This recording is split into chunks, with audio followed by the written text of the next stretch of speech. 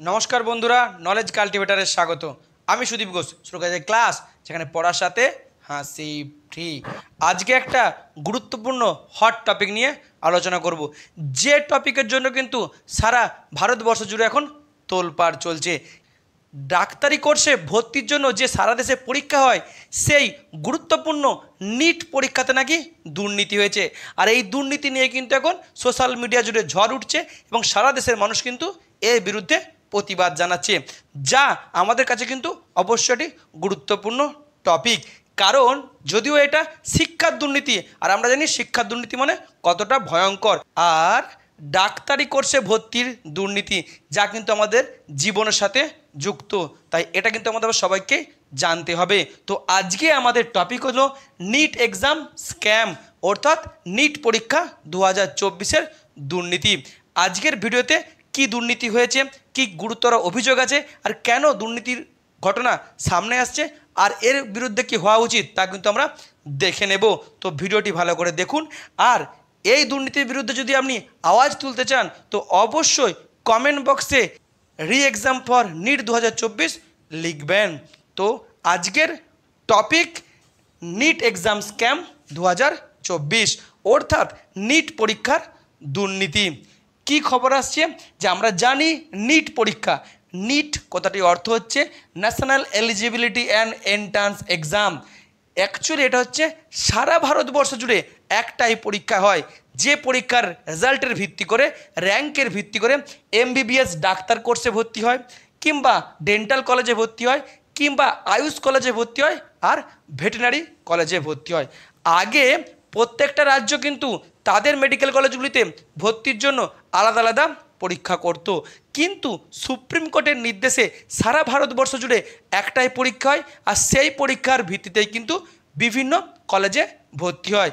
যে কোনো মেডিকেল কলেজে ভর্তি হয়, যারা ভালো রেজাল্ট করে তারা এমবিবিএস কোর্সে ভর্তি হয়, তারপরের র্যাঙ্কে ডেন্টাল কলেজে, তারপরের র্যাঙ্কে আয়ুষ কলেজে, তারপরের র্যাঙ্কে ভেটেরিনারি কলেজে ভর্তি হয়, বা নিজেদের ইচ্ছা মতো যে র্যাঙ্কে সে র্যাঙ্কে তারা কোর্সে ভর্তি হয়।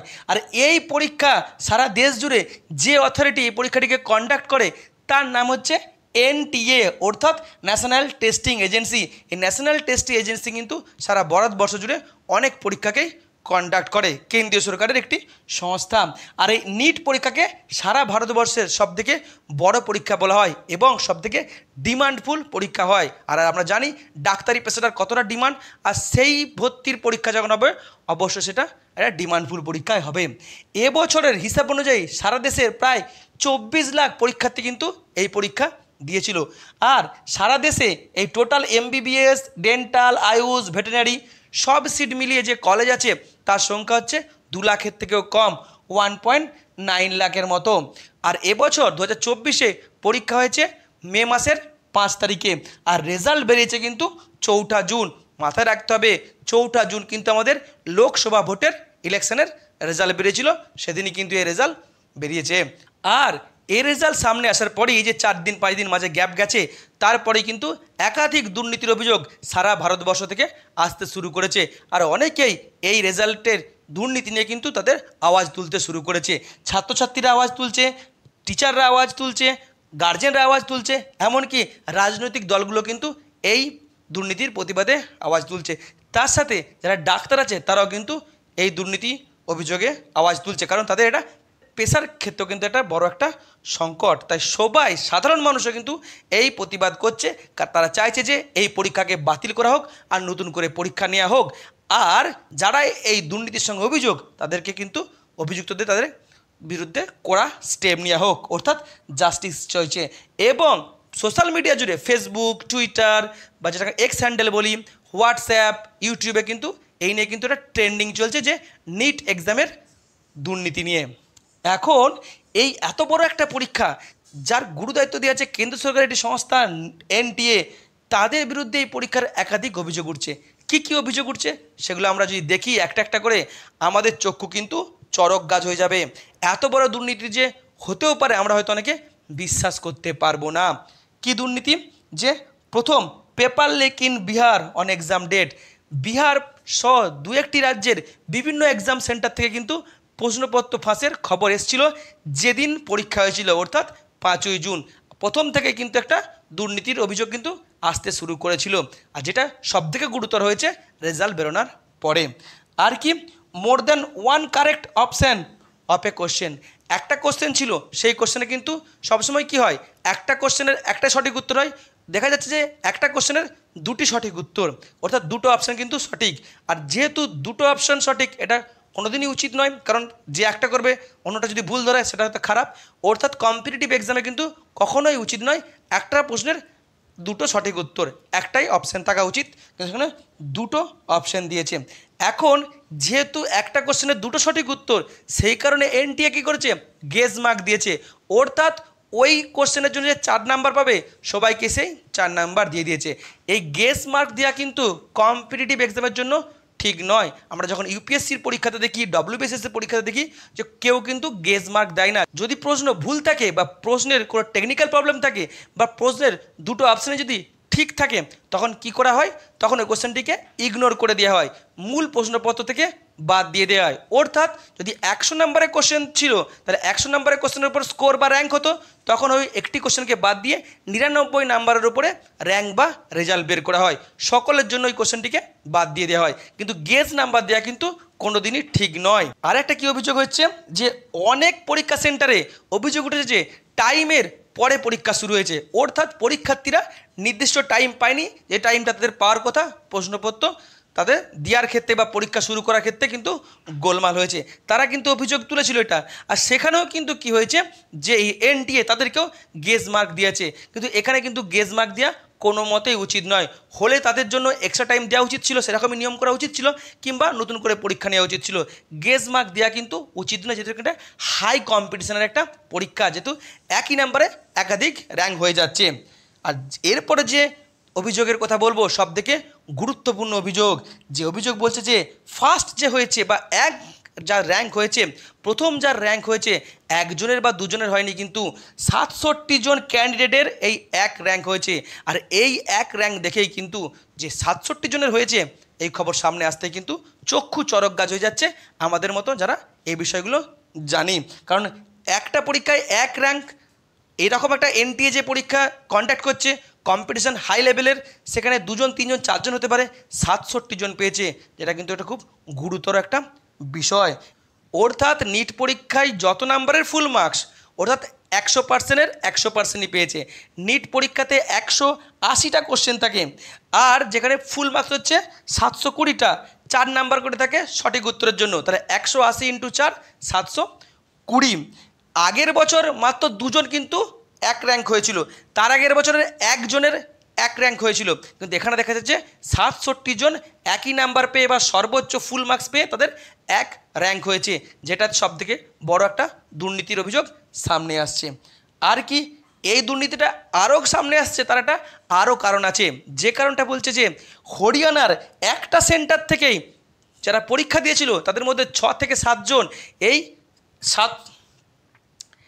এই পুরোপুরি ফুল মার্কস পেয়েছে বা 100% মার্কস পেয়েছে, বা এই এক র্যাঙ্ক করেছে। অর্থাৎ এই 67 জন যারা এক র্যাঙ্ক করেছে, তাদের মধ্যে 6-7 জন আছে হরিয়ানার, যারা একটা সেন্টার থেকে পরীক্ষা দিয়েছিল।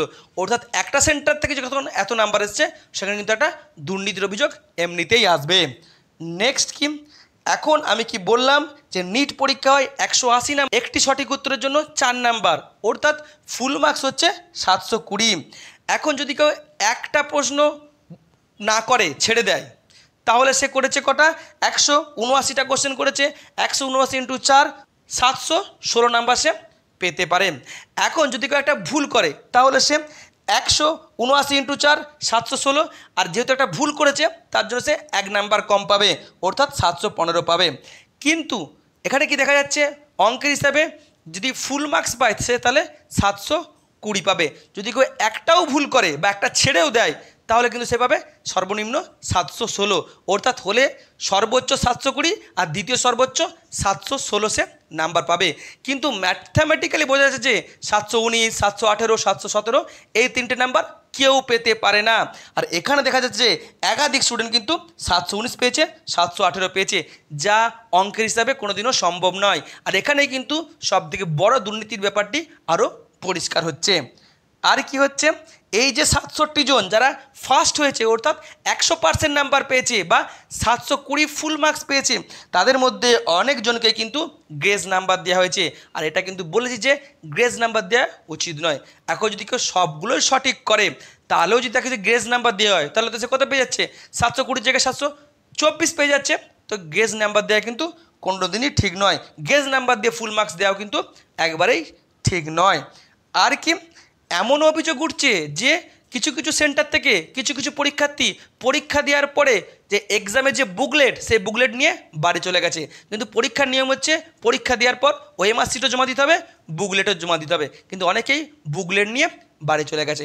এমন অভিযোগ উঠছে এমন কিছু কিছু সেন্টার আছে যেখানে কিন্তু কোনো রেস্ট্রিকশান ছিল না। কারণ এরকম একটা বড় পরীক্ষাতে কী হয়, পরীক্ষা শুরু হওয়ার আগে যে মেল স্টুডেন্ট ফিমেল স্টুডেন্ট সবাইকে ঢুকানোর আগে পুলিশের কাছে তাদের আলাদা আলাদা করে সার্চ করা হয় বা চেক করা হয়, যাতে কোনো মতে তারা টুগলি করতে পারে না পারে বা চোথা করতে না পারে কিংবা কোনো ইলেকট্রনিক্স ডিভাইসের গোপনে সাহায্য নিতে না পারে। আর কি অভিযোগ সামনে আসছে যে goat answer paper before exam in message, বলছে অনেকেই বা অনেক সেন্টারের ক্যান্ডিডেটরা কী করেছে যে পরীক্ষা শুরু হওয়ার 1 ঘন্টা 2 ঘন্টা আগে তারা নাকি হোয়াটসঅ্যাপের মাধ্যমে প্রশ্নের উত্তরপত্র পেয়ে গেছে। এরকম খবরও কিন্তু সামনে আসছে, যেটা আমাদের পিএসসির এই ফুড ইসায় যে অভিযোগ উঠেছিল। আর কি আগে বলা হয়েছে নিট পরীক্ষার রেজাল্ট বেরোবে 14ই জুন, কিন্তু হঠাৎ করে নিট পরীক্ষার রেজাল্ট বের করা হয় 4ঠা জুন। আর আমরা জানি 4ঠা জুন হচ্ছে আমাদের সারা দেশের লোকসভা ইলেকশনের রেজাল্ট ছিল। সারা দেশ কিন্তু টিভির পর্দায় এই নিয়ে ব্যস্ত ছিল। অর্থাৎ আমরা দেখেছি এবছর কিন্তু রেজাল্টও কিন্তু চমকপ্রদ রেজাল্ট হয়েছে, যেখানে রুলিং পার্টির বিজেপি বলেছিল যে এইবার 400 পার, সেখানে তারা ম্যাজিক ফিগার পায়নি, বিরোধীরা খুব ভালো রেজাল্ট করেছে। এই নিয়ে কিন্তু একটা তর্ক বিতর্ক সারা দেশ জুড়ে ছিল, সেদিনই রেজাল্ট বের করেছে। আর অনেকেই বলছে যেহেতু দুর্নীতি হয়েছে সেই দুর্নীতিটাকে লুকানোর জন্য বা আড়াল করার জন্য কিন্তু এই দিন রেজাল্ট বের করেছে ইচ্ছা করে এনটিএ, যাতে কেউ না বুঝতে পারে, ভোটের রেজাল্ট নিয়ে ব্যস্ত থাকে আর এটাকে ভুলে যায়। নেক্সট কি আগের বছর কাট আপ ছিল 137, সেখানে কাট আপটাও বেড়ে 164 হয়ে গেছে। আর একটা কি যে স্ক্যাম বলছে এই যে দুর্নীতি হয়েছে এই দুর্নীতির সঙ্গে নাকি যুক্ত কিছু কোচিং সেন্টার আছে। আমরা জানি যে নিট পরীক্ষা নিয়ে সারা ভারতবর্ষ জুড়ে একটা কোচিং সেন্টারের সার্কিট আছে, কোচিং সেন্টারও নাকি যুক্ত তাদের স্টুডেন্টদের স্পেশাল সুবিধা করার জন্য তারা এই ঘটনা ঘটেছে। এমনকি কিছু পলিটিক্যাল পার্টির লিডারও কিন্তু এর সঙ্গে যুক্ত, আর তার সাথে সাথে এনটিএর নিজের লোকও কিন্তু যুক্ত। এমনকি কিছু কিছু এক্সাম সেন্টারও কিন্তু এই দুর্নীতির সঙ্গে যুক্ত বলে অভিযোগ সামনে এসছে। এখন এই যে দুর্নীতি সামনে এসছে, এই যে পুরো ঘটনাটা ঘটেছে, এর ফলে ভর্তি যে এমবিবিএসে ভর্তি হবে, মেডিকেল কলেজে ভর্তি হবে, তাতে কি প্রবলেম দেখা দিবে? মেন প্রবলেম কি, ফার্স্ট যে র্যাঙ্ক ওয়ান হচ্ছে 67 জন, অর্থাৎ ভালো র্যাঙ্ক করে এত বড় পরীক্ষা সারা ভারতে 1 র্যাঙ্ক করেছে, কিন্তু এত ভালো র্যাঙ্ক করেও কিন্তু সে পছন্দ মতো কলেজ হয়তো পাবে না। সবারই লক্ষ্য থাকে আমি এমসে ভর্তি হব সামনের দিকে র্যাঙ্ক করে বা 1 র্যাঙ্ক করে, যে এক র্যাঙ্ক করেছে সে হয়তো এমসে সিট পাবে না। আর কি গুড রেজাল্ট র্যাঙ্ক বিহাইন্ড, ভালো রেজাল্ট এসছে কিন্তু র্যাঙ্ক অনেকটা পেছিয়ে গেছে, আর তারপরে সে নিজের পছন্দ মতো ভালো কলেজ পাবে না, সে যদি যোগ্য স্টুডেন্ট হয়। হয়তো সে লক্ষ্য ছিল ওই রেজাল্ট এমবিবিএস পেয়ে যেত, এবার হয়তো দেখা যাচ্ছে সে ডেন্টাল পাবে, তো নিচু স্ট্রিমে সে তাকে পরীক্ষায় পড়তে হতে পারে। নেক্সট কি হাই কাট আপ, অনেক হাই কাট আপ গেছে, তার ফলে হয়তো অনেকে ভর্তি হওয়ার জন্য র্যাঙ্কটাই পাবে না। এখন এ তো গেল ভর্তির জন্য প্রবলেম, আদার্স কি প্রবলেম পড়বে এর পরীক্ষায় দুর্নীতি নিয়ে? মেন হচ্ছে যে আমরা জানি যে শিক্ষায় দুর্নীতি, আর শিক্ষা হচ্ছে সমাজের মেরুদণ্ড, শিক্ষায় দুর্নীতি হলে সমাজের মেরুদণ্ড কিন্তু ভেঙে পড়বে। নেক্সট এই দুর্নীতি সামনে আসার পরে কিন্তু ফ্রাস্ট্রেশন শুরু হয়েছে স্টুডেন্টদের মধ্যে, গার্জেনদের মধ্যে, টিচারদের মধ্যে, আর এই ফ্রাস্ট্রেশন কিন্তু একটা বিরাট বড় গহ্বর তৈরি করতে পারে তাদের মধ্যে। নেক্সট হচ্ছে destroy the future of student, এই দুর্নীতির ফলে এক শ্রেণী যারা যোগ্য স্টুডেন্ট, যারা ভালো স্টুডেন্ট, যারা সারা বছর খুব ভালো করে পরীক্ষা নিয়েছে বা যারা সারা বছর ভালো করে প্রস্তুতি নিয়ে পরীক্ষা দিয়েছে, তাদের ফিউচারটা কিন্তু এখানে ধ্বংস করে দেওয়া হলো। এমনিতেই এই যারা নিট পরীক্ষার কোচিং নেয় তারা প্রচুর ফ্রাস্ট্রেশনে ভুগে, এমনকি সুইসাইড করার খবর সামনে আসে।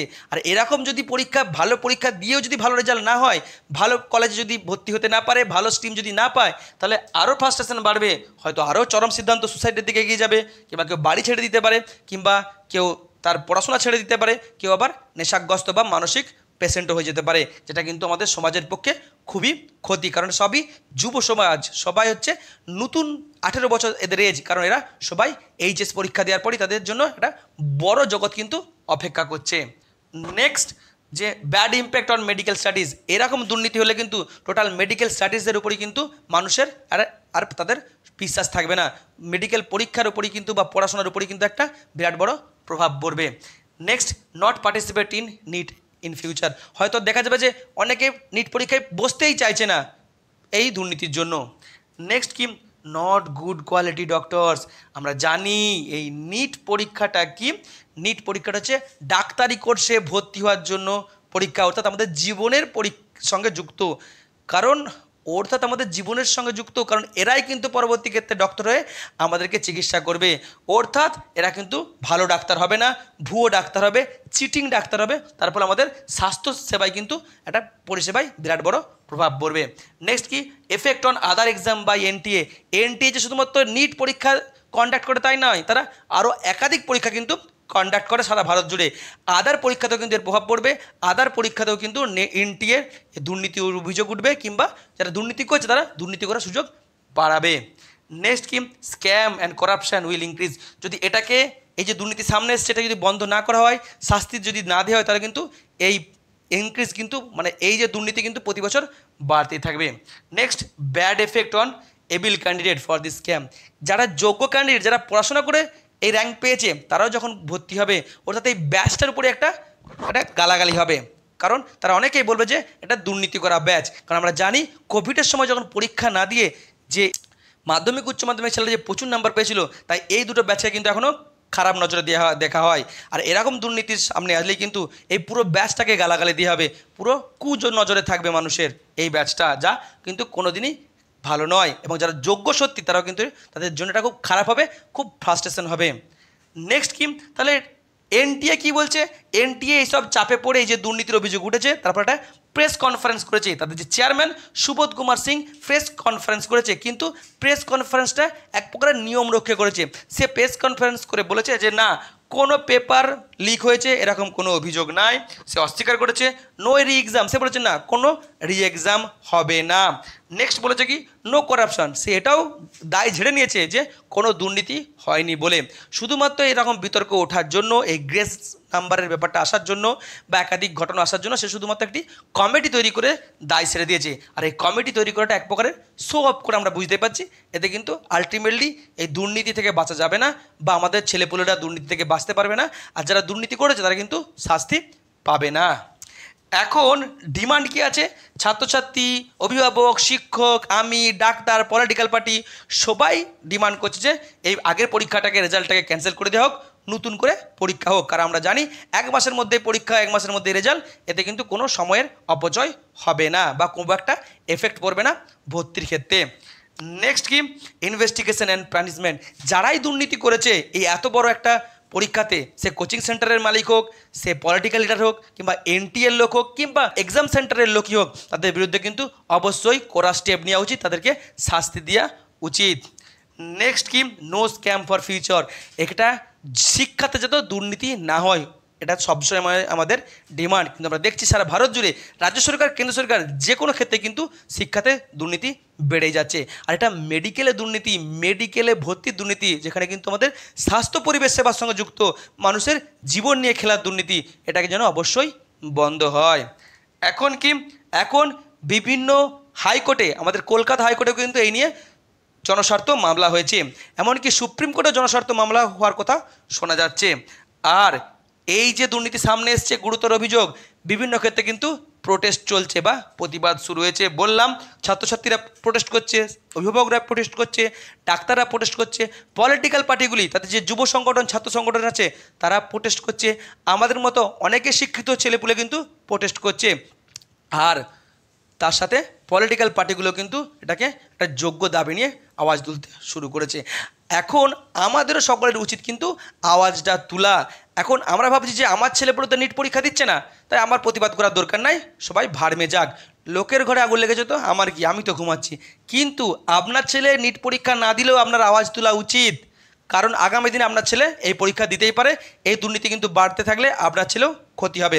তার থেকে বাদ দিয়ে দিন, আপনার কেউ নিট পরীক্ষা দিল না, কিন্তু এই যে যারা নিট পরীক্ষাতে দুর্নীতি করে ডাক্তার হবে, তারা কিন্তু ভুয়ো ডাক্তার হবে, চিটিং ডাক্তার হবে, আর এরাই কিন্তু আপনাকে, আপনার পরিবারের লোকজনকে চিকিৎসা করবে। তারা বুঝতে পারছেন আপনার জীবন নিয়েও কিন্তু আগামী দিনে খেলা হবে। তাই আপনাকেও অবশ্যই এর বিরুদ্ধে আওয়াজ তোলা উচিত, যাতে বিষয়টা ন্যাশনাল ইস্যু বাড়তে থাকে। আর আমরা জানি পলিটিক্যাল পার্টিগুলো যদি চাপ সৃষ্টি করতে থাকে তাহলে কিন্তু এর বিরুদ্ধে স্টেপ নেওয়া উচিত। এবারে যে লোকসভা নির্বাচন হয়েছে সেখানে শাসক দল বিজেপি কিন্তু সংখ্যাগরিষ্ঠতা পায়নি, তারা কিন্তু বাজে ফল করেছে, অর্থাৎ বিরোধীরা ভালো ফল করেছে। তার একটা মূল কারণ হিসেবে অনেকে ধরছে যে বেকারত্ব আর এই যে শিক্ষায় অবনতি, অর্থাৎ শিক্ষাও কিন্তু একটা বিরাট বড় এখানে এফেক্ট আছে এই বাজে ফলের ক্ষেত্রে।